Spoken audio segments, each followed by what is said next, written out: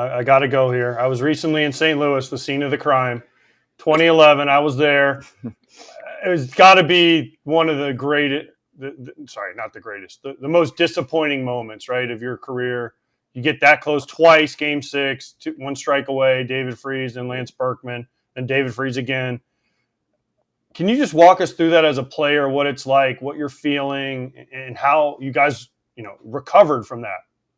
Yeah, it's a helpless feeling, in baseball, there's so many things that are out of your hands, right? And you kind of just sit back and wait and hope everything else kind of goes well. But with that game, I mean, it's so easy to kind of go back and say, all right, what else could I have done to make this better? Adrian and Ian talked about that even the other night when the Rangers won it. Like, man, it's like, I think as time, you just kind of like, you get over it a little bit more. The sting never goes away. The pain of that will never go away. We'll take that one for the rest of our days. That's just, you invest so much in your careers, right? And if that biggest moment, that defining moment in your career, it doesn't go the way you want it to go, that's something that never really goes away. But, over time, you kind of just lean into being an adult and you figure out a way to kind of like brush it back and move on with your life, right? But yeah, from the sports perspective, the pain doesn't really go away. But during that moment, I mean, you're just kind of like helpless, right? Like there's so many, like, I don't pitch, right? Like, so you're just kind of like, same thing. Your fingers are crossed. You're hoping the thing just kind of goes our way. At the end of the day, man, the Cardinals executed when they had to.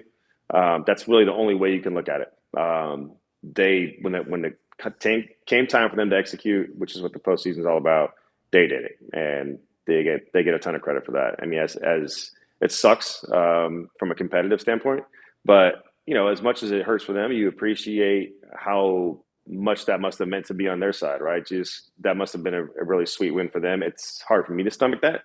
But again, I mean, over time, you're kind of thankful for the journey that it meant to be on that team in the first place. And, I wouldn't trade uniforms with anybody. Those teams are really special to me.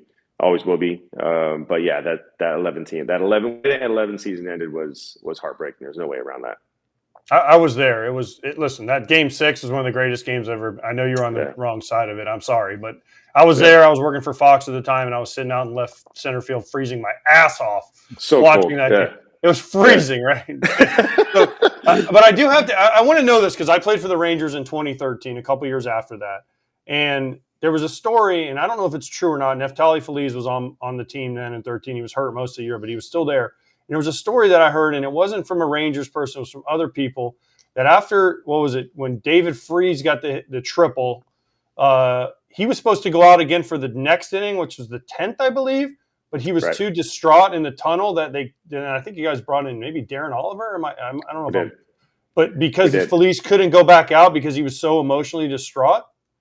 Yeah, I didn't see that. Kids and I were just talking about that. We thought he was all right. Definitely still kind of like, he just realized what happened, right? We had a chance to win the World Series and it didn't go. They scored 2 runs. But the interesting thing about the 10th, man, is that, like you said, AJ, that game was wild. And there were pinch hitters. So again, this is before the DH. We're playing in the National League ballpark. So going into the 10th, they had already burned through their bench, right? So they had 2 lefties coming up. I think it was Jay and Descalso, or maybe the other way around. And then the pitcher was hitting in the 3rd spot. So all we got to do, again, they couldn't pinch hit for him, right? So basically, they pinch hit maybe their best pitcher, but we were going to face a pitcher. So when Neffy came out, we were like, we didn't want him to go back out. But when Ollie came in, we're like, we're still in great shape because we have a guy who's done really well against lefties, and then we have the pitcher at the 3-hole. Sure enough, I think like one of them bounces a 9-hopper through the right side, and the other one throws a lawn dart in the left field. And next thing you know, it's 1st and 2nd, nobody out. And that's when we were like, you have got to be shitting me. Like the winning before was the one when Freese hit the line drive off the right field. Wall scored 2. And then Hamilton hits a 2-run homer. Now we have another 2-run lead going into the bottom of the 10th. And, just it's one thing if, how it goes, man. It'd be one thing if it was like smoke double, and you live with it, right? It's part of the game. But the way it happened, 2 balls that weren't hit terribly hard. Now their pitcher comes up, and now instead of their worst hitter, here comes their best bunter. And now it's 2nd and 3rd and 1 out. It's just like you can't map this out. It was just a tough game in all respects, and some freaky stuff happened. But again, they won. They deserve it. They earned it. Props to them. But yeah, it was a wild Game 6 for sure. And Lance Berkman didn't exactly hit a rocket, late in that inning also to tie it again. It wasn't like he crushed it. I mean, he kind of hit a little jam shot up the middle too. So Yeah. tough. Do you know the story? We had Chris Carpenter on here not long ago. Do you know the story about Game 7? Remember, you guys got rained out between 6 and 7, and it never rained. Do you know the whole story that I was told? Have you heard the story? Bullshit. Yes, it's bullshit. The Bud Selig story? Yes. Everything you heard is true. Everything See, you heard is true. I was told by the highest of the high people that would know in person, so I know it's true. But the fact that you guys wouldn't have, I don't know who you guys would have faced for the Cardinals, but you guys were lined up, and they got to bring Carpenter back for Game 7 because Bud Selig didn't want to get on an airplane. Is the most unbelievable story I've ever heard. Yeah, and by the way, Carpenter's a stud. I mean, I think we faced him 3 times that series, and he came back on short rest in the end. And like usually when you face guys on short rest, you're like, and you face him your first at bat, you're like, damn, their stuff's down. It's a pretty special dude to have like the same stuff. And we faced him. I faced him my first at bat, Game 7. I'm like, stuff's still there, man. He's run sinkers and cutters and hooks still good. I mean, so yeah, that was we got rained out before Game 6 actually. So that kind of like allowed them to line up Carpenter Game 5 and start Game 5 and Game 7 because there was a rain out with not one drop of rain. But again, I mean that we can from a Rangers perspective, we can.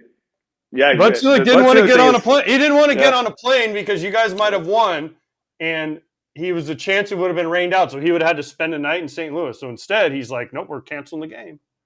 Bang. Pushed it back a day. Yeah, sorry, it was before Game 6, whatever. And then the Cardinals won, and then allowed him to pitch Carpenter Game 7. That's a crazy amount of power. No, he's like, no. And I promise you, I was in St. Louis. It didn't rain. I mean, not like a little bit.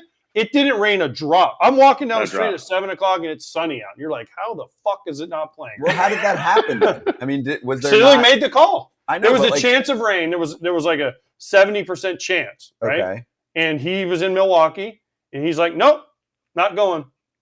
Called his people and said, we're canceling the game because there's a chance of rain. And we were all like, what? It's not. It's nice out. Like, we should play this. And the next night was fucking freezing. Yeah. Next 2 nights were freezing. It was wild. Yeah, super cold. Skip Schumacher is a good buddy of mine. He never anytime there's like rain, he'll like shoot a video like at his backyard. He's like, what do you think about this? Is this rain or is this not rain? Just never ending, just needling you about that series. Nonstop. But you know what? Here's the thing too. Like, as much as I always want to kind of like, I can think of a million things why, shit didn't go our way. I mean, honestly, dude, they won. And they won without Adam Wainwright, who was out for the year that year. I mean, props to the Cardinals, man. If they had him, that's a whole different story for them, right? So I'm not going to sit here and complain about, anything else because they can sit there and say, man, we won without Wainwright. And they'd be right. During Game 7, we were literally just like talking amongst each other. I remember going to first base and, talking to Albert at second base, talking to Rafael Furcal, being like, man, this is unbelievable. Like, this is so sweet that we're a part of this. And it was like, we were very aware during that series of how special it was.